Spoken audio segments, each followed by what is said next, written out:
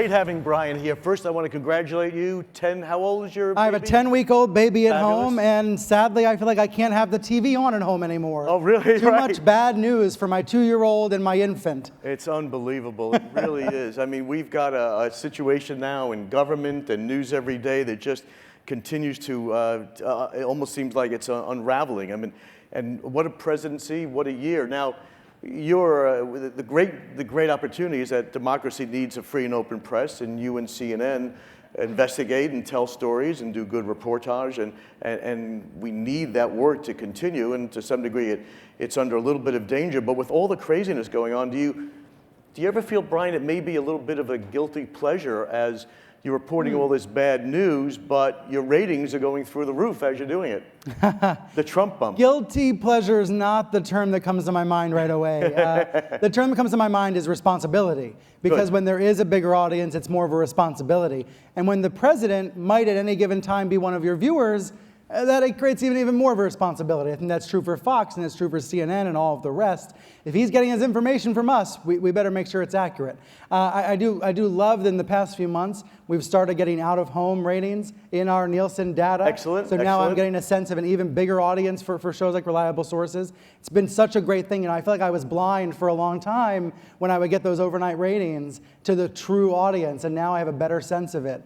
And I'm grateful for that. We are in a very strange situation, something that I'm grateful to be at CNN for, where I'm on a plane coming back to New York the other night, and a woman looks over and says, thank you for doing this, we need you. Now look, they're saying that to all of our anchors. I'm not getting that as much as Wolf Blitzer and Anderson Cooper are getting it, but that's something that's new that wasn't happening 5 years ago, and it speaks to the gravity of our times. So much so, and I think the focus on media today too. I mean, whether media is left, media is right, whether they're reporting, whether it's real news or fake news, I think that also brings a lot of attention. You do a great job of really bringing these items up to a higher level. Talking about fake news, real news, Shepard Smith retired. What a story. Yeah. So on one side, he was a very good reporter, as is Mike Wallace, a newsman. The other side is his ratings weren't that good either, because he was not being an opinionator or a commentator like The Afternoon on Fox.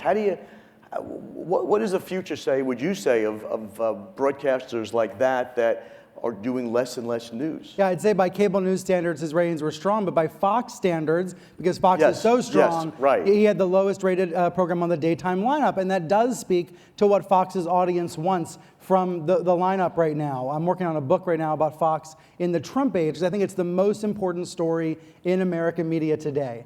You might say it's incredible, it's a bad story, it's a good story, whatever it is, there's a lot to reveal. And I think Shep kind of throwing up his hands and saying, I've had enough, speaks volumes about what's happened in our country. I think it's a cultural moment for someone like him to step down, because it speaks to how fractured we've become. And unfortunately, there are fewer and fewer of those folks at news outlets who are trying to speak to everyone. I wish there were more Sheps, not fewer. Yeah, we had a kind of our VIP board dinner last night, and Sir Martin was there, and we had folks from all over the country there. Yeah. And we kind of do this Socratic dialogue, and the summary of it is that if we just talk to each other more and engage more and connect, which is what we love to do at Deep in LA, that people end up getting on with it. But by everybody moving into their separate camps, it's a real But challenge. that's such a great reminder that the virtual world is not the real world, and that the hate and vitriol that we see online on our social media feeds is not real life. Now, it is affecting real life, and I think the poison that's out there, that hateful video that showed a fake Trump that was getting the news yesterday, all of that hurts our real conversations, but it's not real life. And Senator Warren actually came out with her own Facebook ad that was totally untrue to show that Facebook took that as well, right? Yes. Just fascinating. I feel like the 2016 election was really a junior varsity match when it comes to misinformation and disinformation, right. Real news versus attempts to confuse the public. And this 2020 election is going to be clearly a varsity match. This is going to be so much more intense. And we saw that actually today. The Democratic National Committee came out with a memo this morning to the campaigns saying, hey, we've got a debate in a few hours, big debate on CNN, co-sponsored by the New York Times. Disinformation is ramping up. There are attempts to divide the Democratic primary voting audience. Be on guard against it. So I think that the good news is versus 2016, at least now in this cycle, there's an awareness of the problem. Doesn't mean there's a solution, but there's an awareness of the problem. Well, it's good at least you're airing the awareness and pushing that out. Before we get to the debate, which is tonight on CNN, and by the way, we've got Jerry here from CNN, and CNN's a member, as well as a company called Tunity, where you could actually listen to CNN in the airports. I love that, yeah. Which is very cool, and they work with a lot of our other members as well. We have a situation now. Did you see, before we go to Fox, did you see Loudest Man in the Room? The Showtime series on Fox, yes. Yeah. And the movie Bombshell is coming out in a couple of months. So there's these two different projects. They're interesting. They have two different points of view. One comes from the Gretchen Carlson point of view, one from the Megyn Kelly point of view. But reassessing what happened with the last days of Roger Ailes. And it is tremendous, and it is heartbreaking in some ways to watch. Right. Yeah. Very difficult. I think it's important. You know, you think about how different the world was 3 years ago, right? Think about just 3 years ago when Roger Ailes was running Fox, when Harvey Weinstein was still running Weinstein Company. There was a domino effect that I think is very direct, from Ailes being forced out to Bill O'Reilly. Bill O'Reilly causes the New York Times look into Harvey Weinstein. Mm-hmm. The dominoes continue to fall, but there's that direct line that goes back, and it starts with Roger Ailes. Amazing how could you say that he actually helped elect Trump? That is also, I think that there's multiple elements. Yes, yeah. He had a contribution to the Me Too movement, but I don't think President Trump would be where he is today without the power of Fox, without calling into Fox and Friends. You know, Trump got to learn about his base by calling into Fox and watching Fox. You know, he's the TV guide president. He is, and that's new. And I think even 2.5, 3 years in, some folks are still trying to get adjusted to it, still trying to get used to it. Here's a TV, and from our business, the out-of-home world has done very well on advertising, a lot of direct-to-consumer advertising, which has really helped our out-of-home business. You may say that Trump is almost kind of a direct-to-consumer president, right? Going right he away. Is. I think he is. I think he at least tries to be. Yes. And I think his 3 years of trying to tear down the media, trying to delegitimize the media, has all been leading up to a moment like this, where there is an all-consuming scandal that does put his presidency in peril. I think he's been laying the seeds to tell you we're the enemy because he doesn't want you to believe what's really happening right now. And I have no idea how it'll end. You know, I think the one prediction on impeachment is nobody knows how this is going to end. So don't believe anybody who tells you how it's going to end. Yeah, he's very much about deflecting. Look over here, don't look over there. That's true. That's true. But I do think reporters are onto that. We've learned that. We've learned to adapt to that. You know, there was a time when I will admit I probably overreacted to some of the tweets. You know, if he tweeted something incendiary at 10:45 a.m. on Sunday, suddenly it was the lead of my show at 11 a.m. And I think I've learned not to always get engaged that way. I think a lot of anchors and reporters have learned not to engage that way, to be much more judicious, and that let newsrooms determine the news agenda, not the president. And it's almost like not feeding into some of these awful gun violence issues. You know, the more you kind of hold up the picture of the killer and that, the more it may encourage other people. So maybe we need, does news have a responsibility to kind of taper down some of the news so it's not pouring any fuel on a fire? I think you're onto something there, but I think there's always going to be, in this worldwide buffet of news, there's always going to be something for everyone. There's always going to be the option for more sensational or salacious content. You're always going to be able to find a terrible video that someone has made of a killing. However, that makes it the role of the CNN's more important to hold a standard, to hold a line, and to say, here's what we believe is high quality, here's what we believe is responsible. Look, we know you might be able to find whatever you want on YouTube, but we're going to make some choices for you. I think actually most viewers and readers do want that. Good. Most members of the public do want editors and producers and anchors to be making those choices and helping them figure out an increasingly complicated world.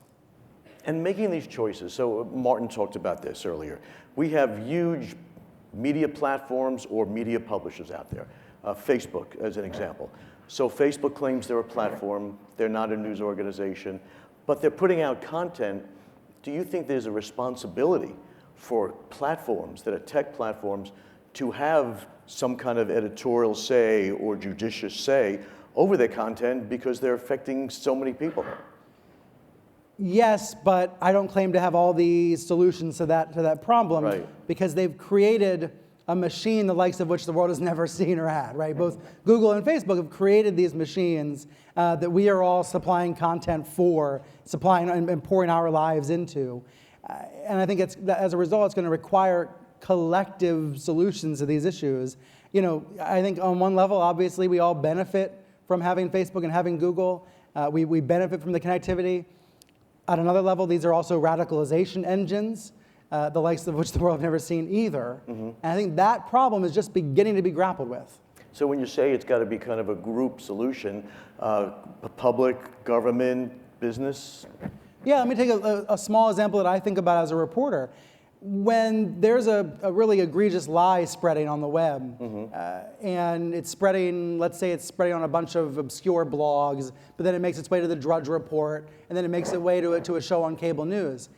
If I ignore it, then the only option out there is going to be the lie. There are times where you do have to step in and provide a fact check, provide an accurate assessment of what's going on.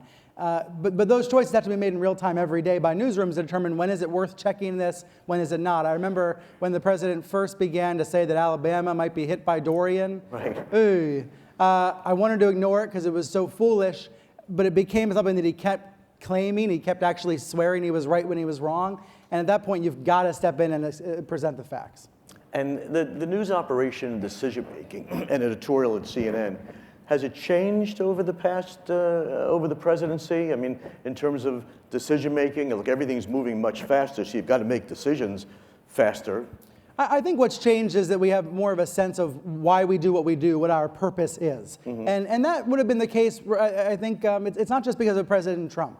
I think any time a disruptive leader takes office, takes charge of any country, newsrooms step up. Anytime you've got somebody who is making up as much information as he's making up, you're going to see newsrooms step up to the challenge. I think what's most important is that we take this mission, we take this this adversarial approach that sometimes we see in our newscasts, and we apply it no matter what in the future. Right? We apply it fairly, whether it's Democrat or Republican in office. We've got to make sure that that is something that continues regardless of who's in power. We had this dinner we had last night. My friend Ernie Anastas, who's a legend. Yeah, I love him. He's a great guy, and he's a legend in New York media. And we have this kind of group discussion, this Socratic dialogue. And he kind of voiced up, and he said, the days of Walter Cronkite, where it was just the facts and not the opinion. He was kind of saying, could we get back there? But maybe that's gone. Can we? I mean. Here's why I'm confident. Here's why I'm optimistic. All right. All right. Everybody trusts some form of media. Yes, there's a split, and some people trust Fox, and some trust CNN, and some trust the New York Times, and some trust the Daily Caller.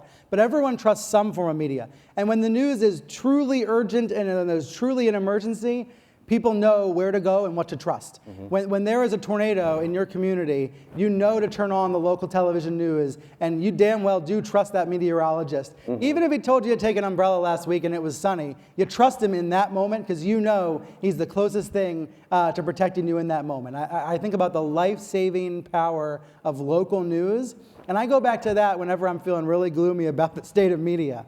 Yes, we've got problems and challenges, but there are true public service acts of journalism happening every day, especially on that local level. And people do know to trust in those moments. Yes. Now, with regards to our politics, that's really where it gets ugly. That's really where it's been polarized. I don't know. I assume that's going to get worse before it gets better. But I do look at the polls. I look at the traffic for websites. I look at the ratings for television networks. And that signals to me that the audience is interested in what's going on, and the facts do matter. If facts didn't matter, the president wouldn't be at a 35 or 36% approval rate. Right. If facts didn't matter, the majority of the country wouldn't support impeachment. I look at these numbers and I see that the information is getting through to most Americans. Which is a good thing. I have a bit of my old guilty pleasure. I record your show Sundays at 11 o'clock. And then I also record and sometimes watch the Fox News at 11 o'clock, which is also a media show on Sundays. And you're not going to try to get me to crap on my competitor, are you? Not at all, but maybe you could give some explanation why I'm looking at one Superman show and one Bizarro Land show. Well, I don't ever watch the shows that are on the same time as me. I really don't.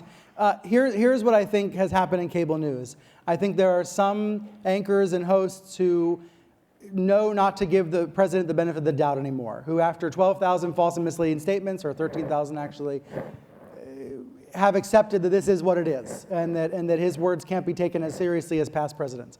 I think other cable news shows are still trying to treat his words as if they are accurate and serious and significant. And by the way, they are very serious to some people, right? What the president says is powerful. It can be dangerous at certain times.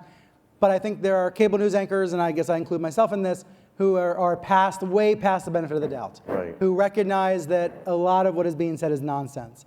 And I hate to say that, and I still feel uncomfortable saying that on TV. It's not pleasant to be on TV saying, he's lying to you again. This is not how journalists grew up. This is not what we want to be doing. But I think that's the difference sometimes on cable news. There are shows that are still assuming the best, and shows that are maybe more reality-based. I hope that's the way to say it. Sure, even on one. And if you disagree, I'd love to come tell me later, because I do enjoy the conversations about it. And I am constantly trying to figure out the right tone, the right tenor, how much coverage of the president versus other stories. That's just a kind of a daily and hourly conversation. Yeah, and you do a good job, and we know you work hard at it. By the way, Slido.com for any questions for Brian. You don't need the app, just go to Slido.com and we'll lay up a couple of questions here. Do you think he wants to be president? Pass. Okay. Yes, most of the time I do, but I don't. I can't read minds. I can't read his mind. And you say he watches your show. You get some tweets on that? There are times I know that he's watched because I hear from White House aides afterwards, or I hear from friends of his afterwards. I've never been tagged in a tweet, and I'm grateful for that. Because when you're tagged in a tweet from the president, the hate mail and the hate becomes a lot more intense. Right. And I really feel for the anchors, including the anchors at Fox, who get a lot of death threats when they're tagged by the president. That's a sign of a really corrupted environment. What would you say, answer or not, the future of Fox? I mean, you got a guy like Chris Wallace. His father was an amazing newsman. He's a great down the middle of the road newsman. He's a tough questioner on his shows. After the Shepard Smith, does he stay, and why? Oh yes, I think Chris is there. Chris has a great platform on Fox Broadcast as well as Fox News, and I think he's excelling.